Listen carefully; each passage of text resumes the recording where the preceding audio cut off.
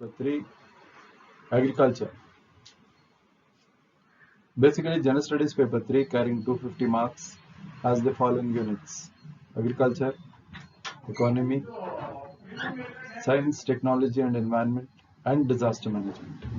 Then Internal Security. So today we do one unit in General Studies Paper 3, Agriculture. Agriculture is one unit which has carried 60 marks in 2018 and 55 marks in 2019. So basically, agriculture as such includes subsidies, poverty alleviation programs, agricultural technology, cropping patterns, food processing, land reforms. So this is the scope of the unit on agriculture relating to General Studies Paper 3. We do one particular unit on agriculture, that is subsidies, power subsidies. We can see the question: free power for farmers has led to wastage of electricity and water. The scheme needs to be discontinued forthwith. Do you agree? Answer in 200 words. So this particular question can be analyzed in the following manner. First, introductory, just one or two sentences on the rationale behind this scheme. The second part of the answer would be the issues of concern. What are the issues involved? Finally, you conclude the answer with solutions proposed. So when you are writing for 200 words, it means 20 lines. So 20 lines, how you can split up your answer would be: the first two sentences would be on the introduction. Issues of concern, you can take 10 sentences, 10 or 12 sentences. The remaining 8 sentences would be on the way out, the solutions. So we'll first start with the rationale for the subsidies. See, free power for farmers is basically a political measure, and it was introduced to gain the support of the farmers who constitute a large vote bank. Tamil Nadu was the first state to implement it in 1984. So the rationale for these power reforms is basically political and cashing in on the vote bank of the farmers who constitute a large base of the electorate. Now, why do we oppose this system of free power? Why should it be discontinued? I split up my answer in 5 to 6 points. The first point I would like to mention is, you see the subsidy bills. Power subsidy bills for the 4 southern states. I'll just give an example, taking Andhra, Karnataka, Tamil Nadu, Kerala, and I also add Punjab. So the power subsidy bills for the 4 southern states itself is 33,000 crores. Now, where are the states going to get this huge sum of money? You consider the present situation caused by the corona pandemic, where the states are strapped for want of funds.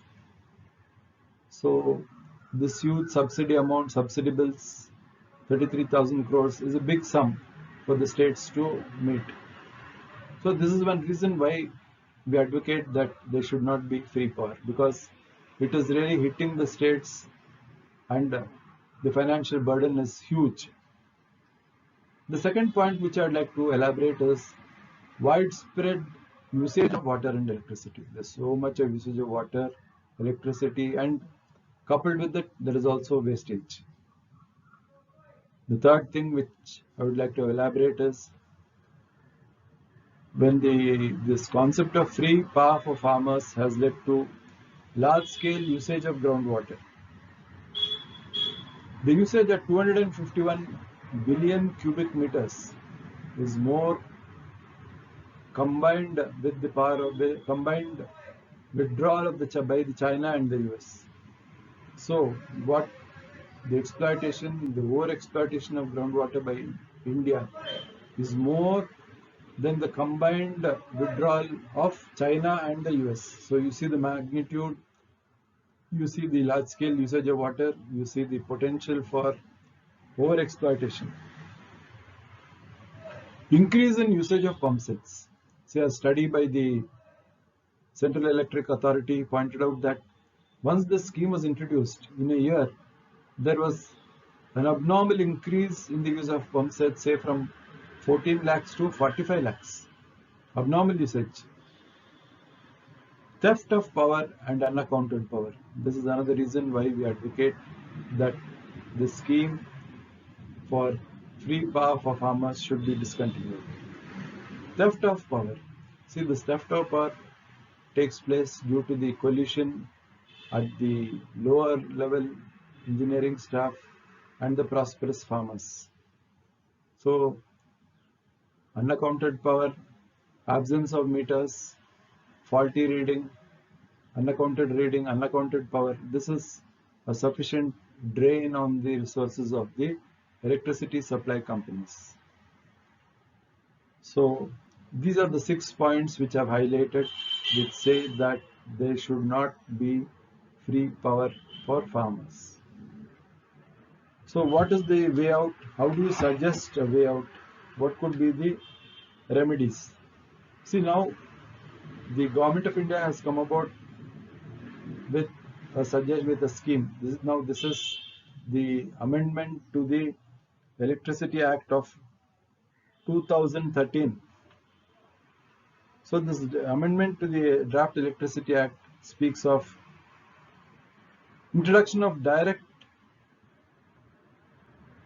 a DBT, where the subsidies will be taken care of by the government. So every state, whatever subsidies it incurs, they will present it to the central government. The central government will pay the subsidy directly to the consumer. Whatever subsidies the state government incurs, when the report is made to the concerned authority, now the subsidy amount will be paid to the consumer by the state government. See, what is this amendment made and what is this DBT in the power sector? See, this is meant to prevent manipulation by the electricity companies. Now, what the electricity companies are doing is, by talking of subsidies, they are covering up their losses, they are covering up their malpractices, they are covering up the corruption. They are putting everything under the carpet. So this DBT in the power sector, once it is introduced, where the subsidy is paid directly to the consumer by the state government, the manipulative power of the DISCOMs gets reduced. Tariff will be rational. So DISCOMs cannot manipulate data. See, on the context of subsidies, DISCOMs are manipulating data to show that a lot of subsidies are incurred by giving free power to farmers, which is not correct. So this manipulation will end. The second issue, what I would like to discuss is, see, now you are talking of free power to farmers who are using this canal irrigation. Why is such a thing not done? What about the fate of the farmers who are landless, who do not have access to canal irrigation? Why this dichotomy? The reforms. What reforms can be suggested? Now, the reforms in the power sector, I told you, it is a very ticklish issue because it involves a sizable portion of the electorate, and in fact, the scheme was introduced basically as a vote bank.